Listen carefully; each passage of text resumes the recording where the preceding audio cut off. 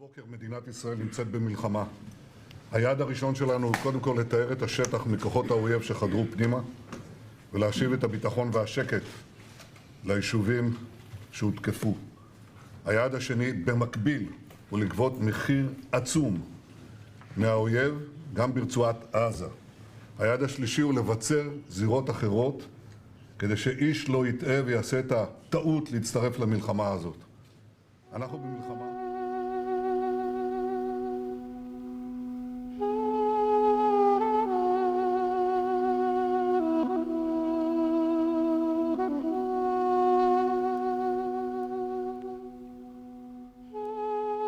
Muy buenas, queridos amigos, aquí el hombre olvidado de nuevo. Hoy, como es natural, vamos a hablar de lo que está sucediendo en el Medio Oriente. Pero antes de decir cualquier otra cosa, yo quiero decirles a ustedes, queridos amigos, que esto no debe ser tomado con pasión, no debe ser analizado desde el punto de vista de las emociones, porque esto es algo bastante serio que está comportando la pérdida de vidas humanas. Hemos estado viendo a través de los días, desde el 7 de octubre, diferentes eventos que se han desarrollado tanto en el Medio Oriente como en las principales capitales occidentales. Hay dos bandos perfectamente definidos, que son los que apoyan irrestrictamente a Israel y los que apoyan irrestrictamente, bueno, no sé qué decir, si a Hamas, a Palestina, a los árabes, a los musulmanes, porque ya dije que era un problema bien profundo, bien complicado, que para hacer un análisis correcto y sensato, preciso, de esta situación, tú tienes que ser un erudito bíblico o un estudioso de la historia. Yo no soy nada de eso. Yo sencillamente, como repito sin cansarme, yo soy el hombre olvidado, el hombre a pie, el que ve las cosas a nivel de calle, y lo que estoy viendo a nivel de calle, lo primero que estoy viendo a nivel de calle es la grosera manipulación, desinformación y mentira de la prensa corporativa. Eso lo estamos viendo desde Ucrania, cuando nos hicieron las fábulas de de aviación, que había matado no sé cuántos rusos, cuando la masacre de Bucha, que todavía tengo amigos que me dicen que sí, que los rusos masacraron a los ucranianos cuando ya se sabe que son muertos ucranianos que ellos mismos pusieron ahí. La precisión del lavado de cerebro, la profundidad de contaminar neuronas que tiene la prensa específicamente occidental, lo que se llama la media corporativa, es brutal. O sea, lo que yo estoy tratando de hacer aquí es de presentarle a ustedes la hojarasca, tratar de divulgar dentro de esa hojarasca para tener una visión un poco más precisa de lo que está sucediendo. Esto es un tema muy complicado, queridos amigos, y data de muchos siglos atrás. Data de muchos siglos atrás y la prensa no está ayudando. La prensa, como siempre, respondiendo a sus agendas y respondiendo a los llamados de sus amos, la prensa nos está diciendo lo que a ellos les dé la gana.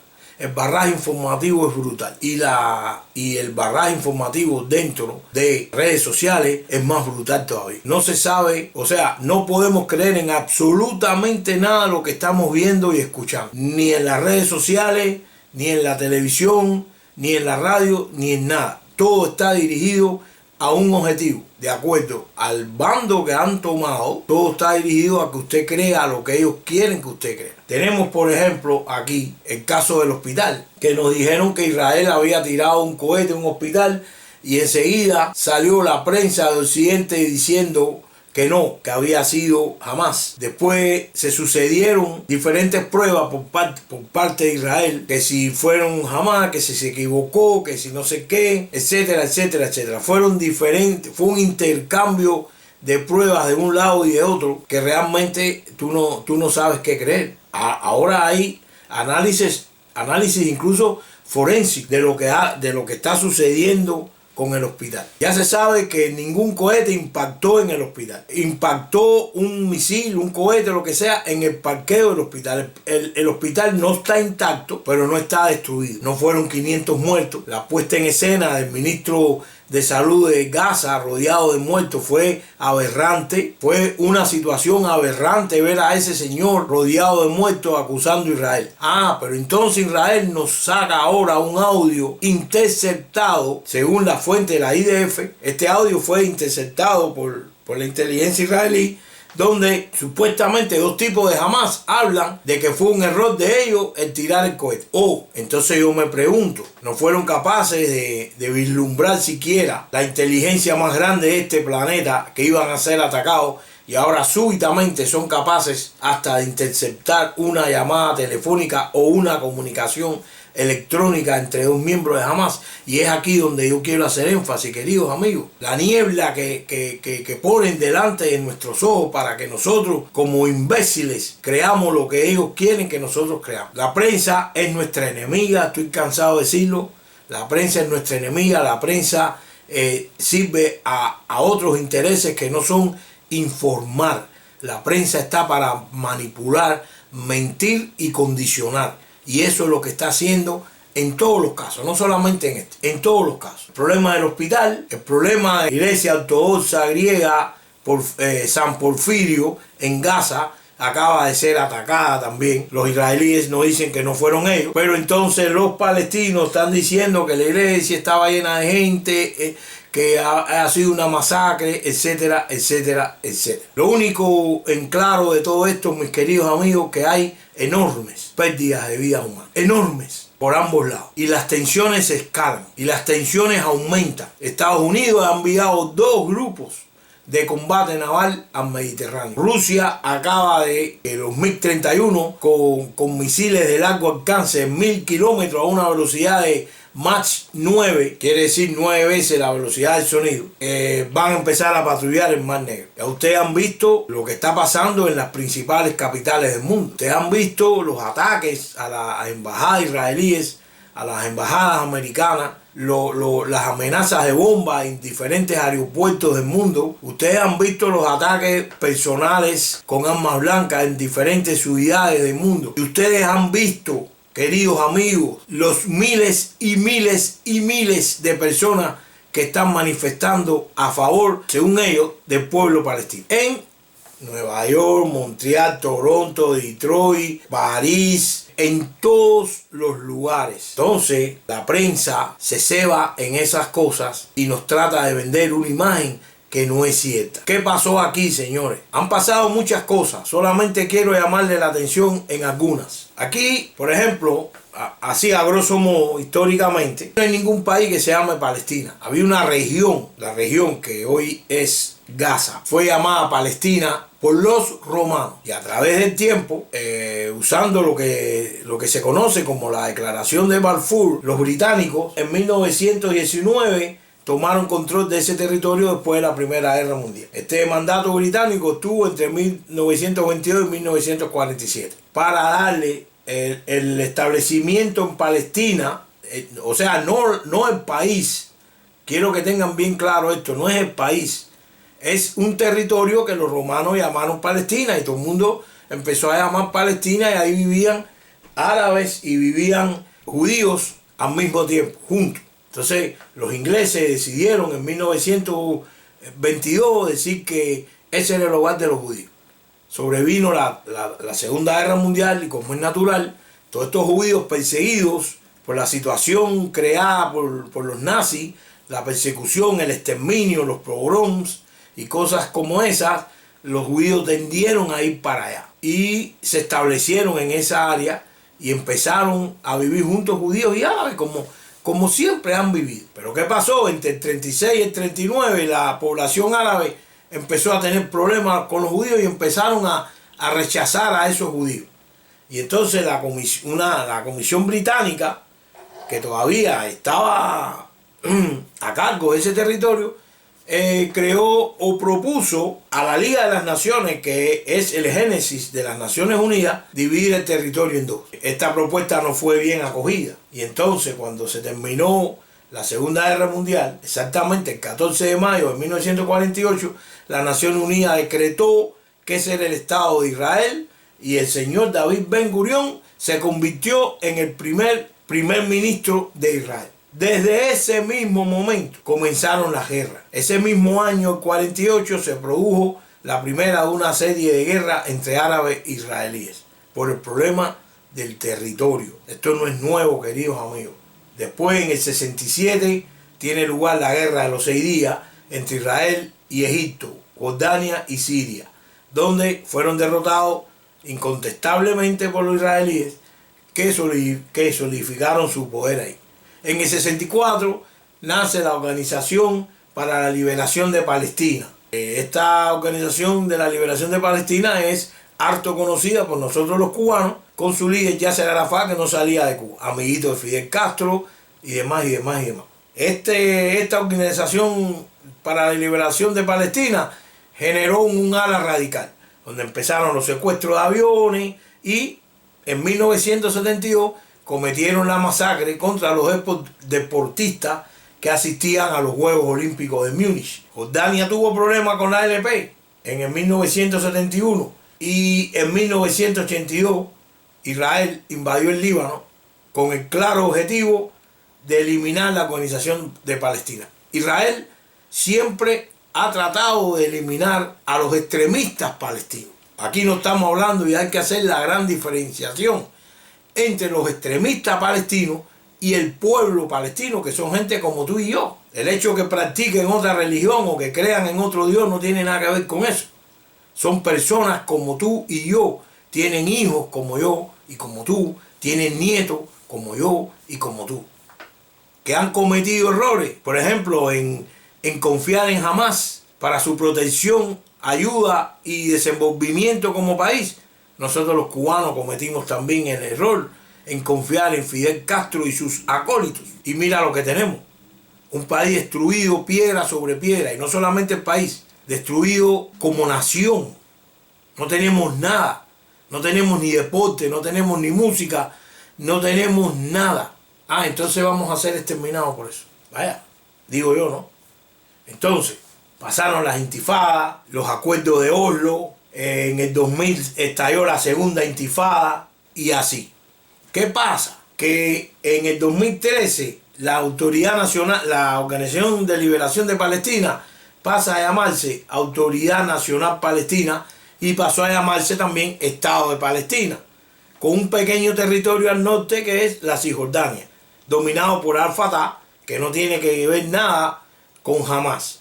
Hamas derrota a la autoridad palestina en el control de la Franja de Gaza, donde hay más de 2 millones de habitantes, y gobierna de facto la Franja de Gaza.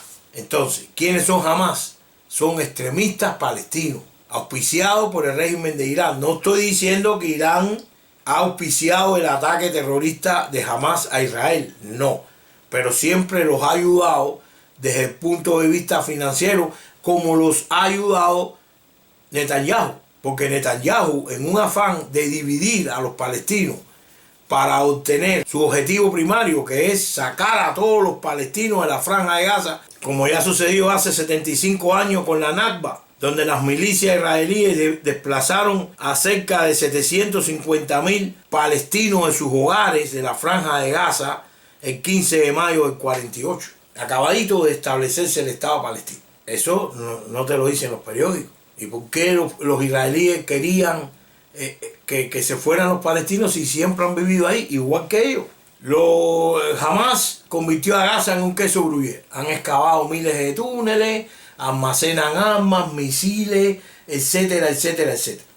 ¿Han ofrecido los israelitas soluciones a este conflicto? Sí, cómo no. ¿Cómo no? El primer ministro de Israel en el 2008, Ehud Olmert, ofreció una propuesta que cualquiera hubiera considerado lógica. Israel se queda con una gran mayoría de los ciudadanos israelíes, pero renuncia a la inmensa mayoría de los territorios en disputa, e incluso compensa por los territorios anexados. Además, para unir Gaza con Cisjordania, iban a construir una autopista de 4 canales por donde solamente circularían autos palestinos, para que los palestinos se comunicaran entre ellos, entre Gaza y Cisjordania. Los barrios judíos se quedarían para Israel, mientras que los barrios árabes, como es natural, se quedarían para el Estado palestino. La ciudad vieja se dividiría en dos, y lo que está sobre el monte del templo, por su parte, quedaría para Palestina, y el muro de los lamentos seguiría siendo judío. Mahmoud Abbas no respondió a esta oferta. Una oferta lógica. Los israelíes han hecho oferta tras oferta. En febrero del 2004, el ministro Ariel Sharon anunció un plan para retirar todos los asentamientos judíos y las tropas de Gaza. En septiembre del 2005, se bajó la bandera de Israel de Gaza, un gesto simbólico pero de gran significado. Jamás no reaccionó a eso. Entonces ahora tenemos que la gente dice que los israelitas son malos y los Hamas es bueno y viceversa. Igualito que en Ucrania. Igualito que en Ucrania cuando la narrativa de la prensa fue Rusia mala, Ucrania buena. Cuando en realidad no es así. Y aquí nos están presentando, por un lado, Hamas malo, que sí lo es porque fue el primero que atacó a civiles indiscriminadamente. Israel bueno, que Israel está atacando a civiles indiscriminadamente también. Porque no hay duda, ya no pueden decir que lo de la iglesia fue un error. No, los israelitas confirmaron que atacaron a la iglesia. No voy a decir más nada sobre esto porque hay que tener mucho cuidado en lo que uno dice actualmente, porque te salen 1.000.000 de informaciones y después de fuentes supuestamente veraces y después todo es mentira. Todo es una manipulación y quiero hacer énfasis con esto. Ahora, quiero dar 2 puntos. Uno, ¿cuáles fueron los hechos? Hamas se metió en Israel y atacó a los israelitas que vivían en la frontera, masacrando familias, hombres, mujeres, niños. Esto es un hecho comprobado. Que decapitaron a 40 niños, eso es mentira. Que quemaron vivos a otros tantos, no está confirmado. Ahora, eso sí, atacaron de manera brutal a civiles que no tenían nada que ver con estos hechos anteriores que estamos relatando. Ahora, enseguida vinieron las preguntas. ¿Por qué los israelitas no sabían esto? ¿Fue un fallo de inteligencia o fue una operación de falsa bandera del premier Benjamín Netanyahu ante su bajísima popularidad? Bueno, aquí no se puede decir absolutamente nada, porque todo son elucubraciones y especulaciones que nos pueden llevar a la misma posición de la prensa mentirosa y corrupta de Occidente. Pero sí hay cosas que están comprobadas, como por ejemplo, el ataque de Hamas no fue un ataque de Hamas. El ataque de Hamas fue coordinado por 4 grupos diferentes: la Yihad Islámica, el Frente Popular de Liberación de Palestina y el Frente Popular de Liberación Palestina Comando General. Fueron 4 grupos coordinados que se habían reunido en Irán previamente, ¿verdad?, para atacar a Israel. Al-Fatah, es decir, Jordania, no tiene que ver nada con esto. Dice Hamas que el objetivo no era matar judíos, que el objetivo era tomar prisioneros civiles y militares para canjearlos por los prisioneros de Hamas que están languideciendo en las cárceles israelíes. Y cito: no, y mataron 2.700 civiles israelitas. No fueron algunos de nosotros, es lo que dicen los Hamas. Pero bueno, vamos a seguir.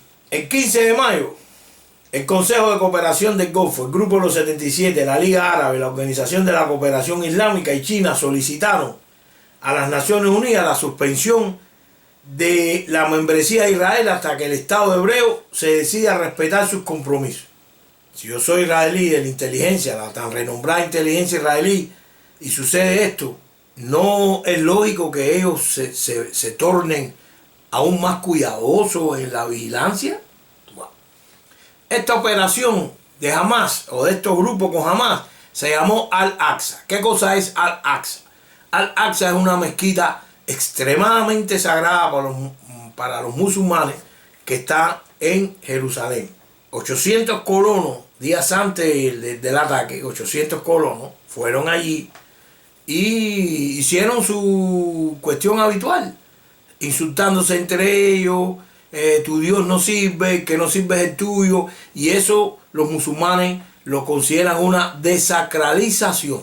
Y esto es algo que sucede frecuentemente. Ellos llamaron a esta operación de invasión terrorista diluvio de Al-Aqsa. Según se dice, Hamas entrenó a sus hombres específicamente esta operación durante año y medio en 6 campos de entrenamiento prácticamente a la vista de los israelíes. E incluso grabó videos y los distribuyó por el mundo entero de cómo ellos se estaban entrenando. Y aún así, la inteligencia israelí no hizo caso.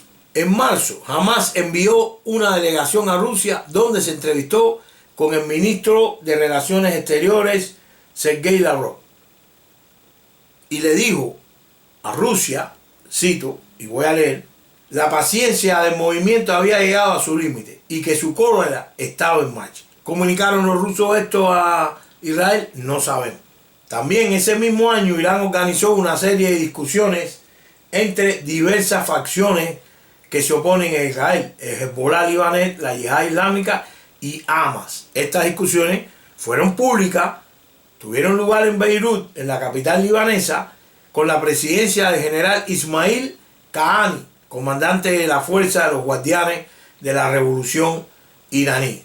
En estos encuentros se reconciliaron estas fuerzas antiguamente antagónicas y la prensa libanesa incluso mencionó la preparación de la operación conjunta para el 7 de octubre.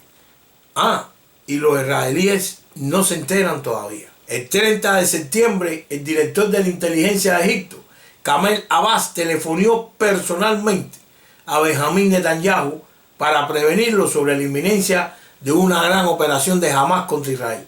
Las autoridades de Egipto, al ver el movimiento, y siendo un país que lucha directamente contra la hermandad musulmana, se sentía inquieto al ver todos los preparativos que se estaban haciendo y que Israel no tomaba ninguna acción. El 5 de octubre la CIA advirtió a Mossad sobre una gran operación de la resistencia palestina. Nada. Solo unos días después, los servicios de inteligencia israelíes se reunieron para evaluar la amenaza. El Shin Bet, que es la agencia de contraespionaje israelí, y el Amán, la inteligencia militar, participaron en esta reunión. 2 días antes del ataque hicieron una reunión y aún así no pasó nada.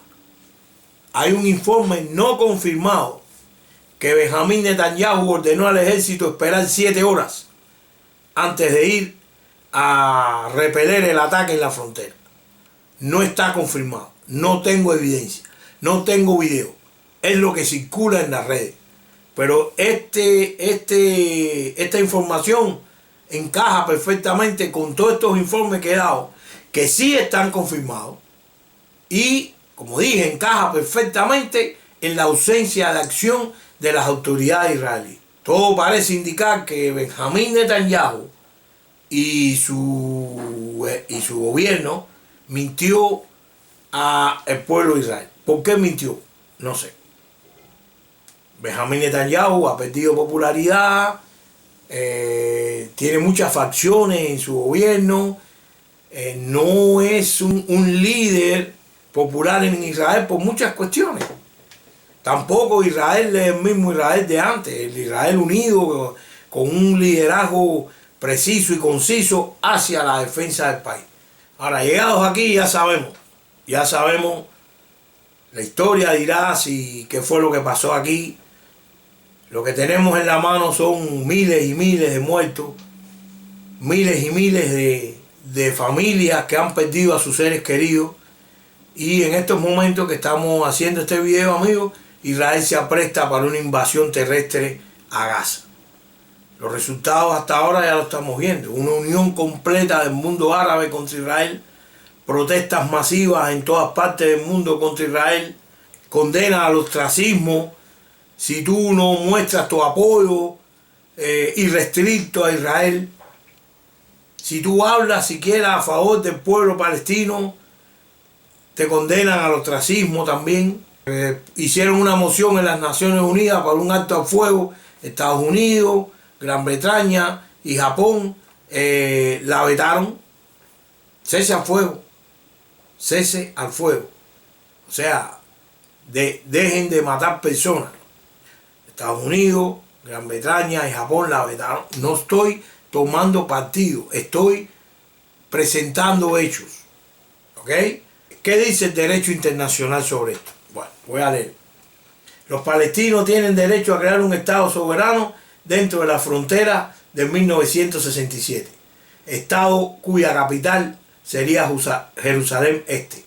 El Estado palestino tiene derecho a disponer de un ejército propio, lo que es lógico que Israel rechace, porque un ejército palestino va a ser un ejército de terroristas, les guste o no. Los palestinos se han entregado a grupos terroristas. O sea, está lógico que Israel rechace eso. Habría que restituir al Estado palestino los terrenos de las colonias judías instauradas después del 67 al este de Jerusalén. Todos los palestinos tendrían derecho a regresar a Israel y establecerse en los lugares de donde ellos y su familia fueron expulsados. Israel tendría que indemnizar a los palestinos cuyos bienes fueron recuperados por el Estado hebreo. ¿Qué dice el Estado de Derecho sobre Israel? Los israelíes tienen derecho a un Estado soberano entre la frontera del 67, Estado cuya capital sería Jerusalén Oeste. Israel tiene derecho a disponer de su propio ejército, a las colonias judías después del 67, exactamente igual. O sea, dividir a Israel en dos. Es lo que plantea. Inicialmente los dos estados, Palestina e Israel, formarían parte de un estado supranacional donde cada ciudadano dispondría de un voto en condiciones de igualdad. Eso es imposible, eso olvídate. Jamás sucederá, queridos amigos. Israel bajo Netanyahu se ha entregado al globalismo. Y como se ha entregado al globalismo, se ha convertido en un estado débil, como son casi todos los países occidentales que se han entregado al globalismo. Ejércitos débiles, generales woke, entrega total a la agenda LGTB, ataque a la familia, ataque a la fe. Los conceptos de Dios, patria y familia prácticamente no existen a nivel estatal en los países occidentales, y en ese tipo de país se ha convertido Israel también. Israel tiene sus raíces en la ideología del sionismo, y aquí también quiero explicar algo. Cuando la prensa corrupta y corporativa quiere ofender a alguien, dice, no, tú eres un sionista, pero es que el sionismo es la base del pueblo de Israel. Eso no es ningún elemento peyorativo, eso es sencillamente una ideología existencial de un pueblo. Entonces la prensa corrupta nos dice, bueno, hay prensa corrupta derecha y prensa corrupta de izquierda, y ahora en estos momentos ya eso no existe. Lo que hay es una prensa corrupta groseramente asquerosa, globalista. Entonces, el sionismo es un movimiento nacionalista. Se trata de crear el único lugar en el mundo donde los judíos puedan vivir en condiciones de soberanía, disfrutando de la libertad ilimitada de trazar su propio rumbo en un estado judío. Israel desde su nacimiento ha sido un estado acosado por enemigos mortales, enemigos que quieren su destrucción, como Hamás, que Hamás no permite diálogo, sino como condición sine qua non la destrucción del Estado de Israel. Y eso es imposible también. En nombre de la modernidad y la globalización, lo que hizo grande al Estado de Israel ha quedado atrás, de la mano de Netanyahu. Las conexiones históricas, religiosas, espirituales, con Jerusalén, Judea, Samaria o cualquier otro lugar, ya no genera simpatía entre la población de Israel y entre sus gobernantes. Al contrario, son restos obsoletos, anacrónicos y contraproducentes en la actual situación del país. Se considera realidad antigua, y esta modernización, vamos a llamarle así, ha debilitado francamente a Israel. Y esto es otro punto a considerar para tratar de entender qué pasó el 6 de octubre. Es una fisura irreconciliable entre una facción y otra del país. Y cuando hay fisura, cuando hay división, ustedes saben lo que viene. ¿Se acuerdan del dicho? Divide y vencerás. Exactamente es lo que está pasando en Israel. Ahora, como dije anteriormente, muchas personas usan el término sionista como un elemento peyorativo. Y el sionismo es una legítima tendencia ideológica del pueblo de Israel, que apoya y se define como su único objetivo establecer una tierra para el pueblo de Israel en Palestina, que es una tierra que corresponde aproximadamente a la tierra de Israel en la tradición judía. El término sionismo se deriva de la palabra Sion, que es una colina en Jerusalén que simboliza la tierra de Israel. O sea, no es ninguna ofensa cuando alguien le dice a un judío, no, tú eres un sionista. Me parece bien. Yo me acuerdo en Cuba, cuando el Granma hablaba de los sionistas. Bueno, sí, claro que son sionistas, por supuesto. Para terminar, queridos amigos, lo que quiero decir es, como digo siempre, hay que estar alerta. No podemos creer absolutamente nada de lo que está sucediendo. Insisto, las pérdidas de vidas humanas son brutales. Es lo más lamentable de esto. No sabemos a dónde va a parar esta situación. El discurso de Joe Biden ayer por la noche, a mí hasta me entristeció. De ver a los Estados Unidos en ese estado. De ver al presidente de los Estados Unidos. De ver lo que dice el presidente de los Estados Unidos. Un discurso que se puede calificar hasta de repugnante al ver cómo los globalistas straussianos han secuestrado no solo la política exterior de los Estados Unidos, sino la política interna y todo lo demás. Fue penoso constatar el estado de corrupción moral total que hay en los Estados Unidos. Y yo no soy un antiamericano. Yo soy de la generación de cubanos que decía que los americanos hacían bien dos cosas nada más. Las películas y todos los demás. Ya no hacen nada bien. Ya no hacen nada bien cuando su presidente es capaz de salir ante las cámaras y decir todas las cosas que dijo a él. Comparando a Hamas con Rusia. Pidiendo más dinero para Ucrania al mismo tiempo que pide más dinero para Israel. Cuando Estados Unidos se lo están comiendo los problemas por todos lados. Una frontera abierta que nadie sabe quién entró por ahí. Los problemas internos que están sucediendo en estos momentos. Ayer, en un hecho sin precedentes, acaban de balear a un juez en el driveway de su casa, en Maryland. Caballero, Estados Unidos se está desmoronando. Y al mismo tiempo vemos a los republicanos en el Congreso que todavía no se ponen de acuerdo para elegir a un Speaker of the House. El que no vea la desintegración de la otrora grande nación americana está ciego, debe ir al médico de inmediato. Debe ir al médico de inmediato. Al mismo tiempo, todas estas manifestaciones de americanos, o sea, de ciudadanos de esos países con ciudadanos de los países árabes que han emigrado, se han convertido en ciudadanos o tienen visa, etcétera, etcétera, etcétera, yo las considero impropias. ¿Por qué? Porque estás apoyando a un grupo que asesinó a civiles. Entonces, esas manifestaciones deben ser prohibidas, pero también las de apoyo a Israel. Pues, y ahí es donde caemos, en los conflictos que nos da la supuesta libertad de expresión. Esas manifestaciones son inmorales, porque estás apoyando a un régimen, estás apoyando a un grupo terrorista que acaba de matar a 2.700 personas inocentes. ¿Y por qué suceden estas manifestaciones? Porque ya están aquí. Ya nuestros enemigos están aquí. Y no importa cuán educados sean, cuán exitosos sean, esa gente piensa diferente. ¿Cuántos casos no hemos visto de abogados, médicos, dentistas arrancando los carteles de los israelitas secuestrados por Hamas?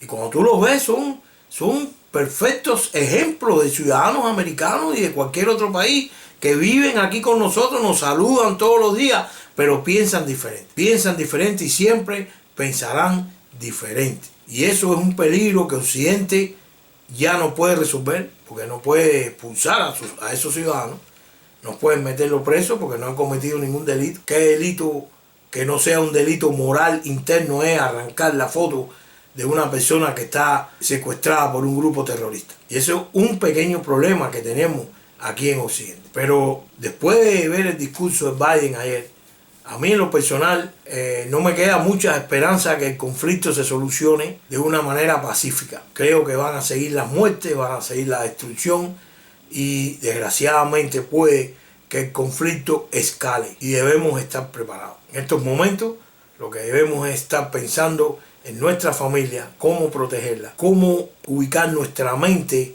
en el punto correcto donde podamos descifrar de entre la hojarasca que hay la verdadera realidad que está sucediendo.